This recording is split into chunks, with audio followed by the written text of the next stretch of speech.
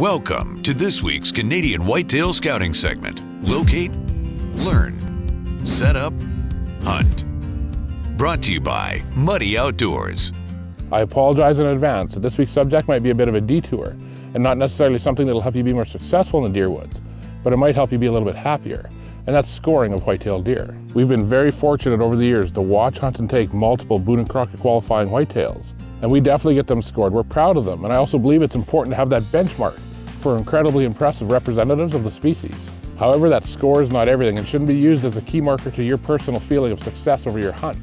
One thing that stuck with me for a lot of years is I was at a big buck night and a young fellow came in with a deer. He had a smile ear to ear, and he told everybody about the story of taking this buck. Everybody thought this buck was a Boone and Crockett qualifying deer.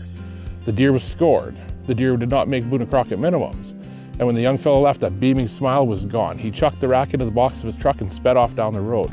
He was very upset, and it was very unfair to the deer because the deer he left with was the same deer that he walked into that hall with on cloud 9. The only thing that changed was a couple of inches on a piece of paper. Deer are all built differently, and regardless of where they live, the hunting pressure or the genetics in the area, very few deer will ever come close to reaching that benchmark. Some deer just don't fit the parameters of what will produce a good score, typical or non-typical. And on the other hand, some deer are just built to score. We have deer in our trophy room that would score nowhere near Boone and Crockett, but they're far larger and far more impressive than other bucks that are in the same room that may meet that benchmark. Some people don't like to score their deer, and I think that's great. I think the quality of your hunt, the admiration of the deer that you're hunting should never be measured in inches. And some people dream of taking a Boone and Crockett deer in their lifetime, and I think that's great too. Just remember when you finally do score your deer, that regardless of the outcome of what those numbers are on that paper, it doesn't affect the enjoyment you had hunting the deer, the admiration you had for the deer, or the experience that you had that season.